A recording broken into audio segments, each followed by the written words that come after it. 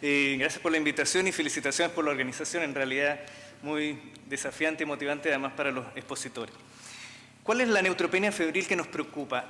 ¿Verdad? Este enfermo que llega con neutrófilos de menos de 500 o que sabemos que va a bajar en los próximos 24 o 48 horas y que hace fiebre sobre 38,5 o en la práctica cualquier fiebre que llegue a los 38 grados.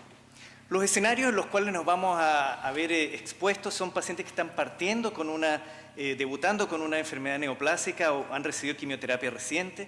Tenemos que tener algunos datos precisados, si se está presentando desde el ambulatorio o está hospitalizado, si ha recibido profilaxis o si ha tenido episodios infecciosos previos.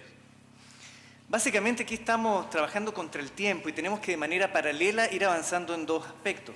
Uno, si no tenemos el dato reciente, tenemos que confirmar si el paciente está neutropénico y por otro lado tenemos que completar una serie de datos.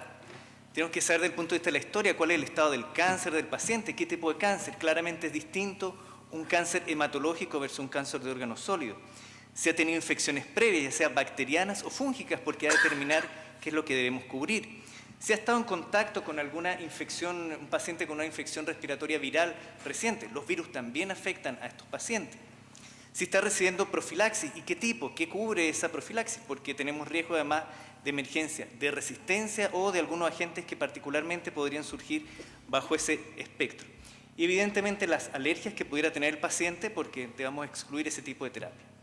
El examen físico es clave, la temperatura, todos los signos vitales, cómo está su hidratación, su perfusión.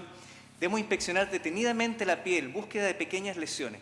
En ausencia de neutrófilos van a desaparecer los elementos clásicos de inflamación e infección, así que mínimos elementos, dolor, sensibilidad, tienen que ponernos en alerta. Examinar en detalle también las mucosas, la mucosa oral, qué está pasando en el paladar, lo que alcancemos a visualizar de la cavidad nasal. De los exámenes es clave la toma de hemocultivos. Hay otros exámenes que son importantes, que nos pueden definir el estado general o el ajuste antibiótico, como la función renal, la hepática. El hemograma se supone que ya está corriendo por otro lado, ¿verdad? Y es clave. Las imágenes y el examen de orina. Pero créanme, no importan esos exámenes. Lo más importante es confirmar la neutropenia y tomar los hemocultivos. Los otros exámenes se podrán hacer después, pero no retrasemos el paso siguiente luego de la toma de los hemocultivos. Evaluado el enfermo, tenemos que definir, este paciente es de alto o bajo riesgo de complicaciones. Eso va a definir nuestras indicaciones de inicio. Y aquí hay dos formas de aproximarse en el grupo de pacientes adultos.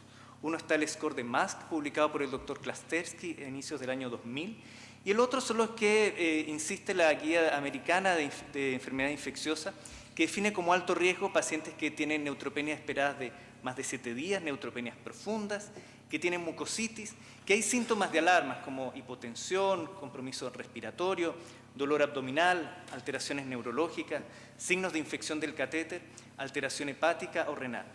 Si el paciente está en una neutropenia, en el contexto de una leucemia aguda, un cáncer no controlado, es parte de una inducción, un trasplante precursor hematopoyético, tiene patologías como un EPOC, mal estado funcional o edad avanzada, son pacientes de alto riesgo y por lo tanto debemos proceder de manera rápida.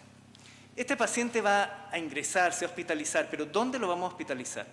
Está este lugar que está definido como ambiente protegido. ¿Qué se refiere? Aquí esquemáticamente ustedes ven una imagen de una habitación en la cual al interior está con una presión positiva respecto al exterior, el pasillo y el exterior. Esto se logra a través de una mayor inyección de aire sobre la salida y el aire pasa por filtros EPA antes de su ingreso. Esto permite un aire esencialmente estéril, libre de conidias. El agua también tiene que ser cocida o envasada. Aquí les muestro datos de un trabajo que hicimos con la doctora Marcela Zubieta, en el cual vemos cómo son niveles de casos positivos de agua tomada en hospitales públicos de Santiago que atienden niños con altos porcentajes de carga bacteriana o fúngica. Pacientes con alto riesgo, ¿qué vamos a hacer? Vamos a iniciar antibióticos y antibióticos monoterapia sobre terapia asociada, piperacilina, tazobactam, carbapenémico, cefta o cefepime. Pero esto en menos de 2 horas, desde que hacemos el diagnóstico y iniciamos los antibióticos. Y tengamos en cuenta la epidemiología del centro.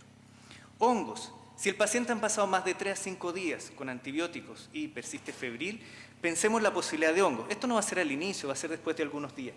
Y esta presencia de hongos, la evaluación va a ser por imágenes o por marcadores. y va a depender de qué momento lo estamos haciendo, las imágenes esperadas o lo que podamos nosotros encontrar en los marcadores. Conclusión, neutropenia es una emergencia médica, protocolizar es muy importante, confirmarla e identificar el riesgo, hemocultivar e iniciar antibióticos en menos de 2 horas y si persiste la fiebre, considerar los antifúngicos, ya sea empírico por fiebre o guiado por resultados de imágenes y marcadores. Muchas gracias. Agradecemos al doctor Graviliati por su excelente presentación.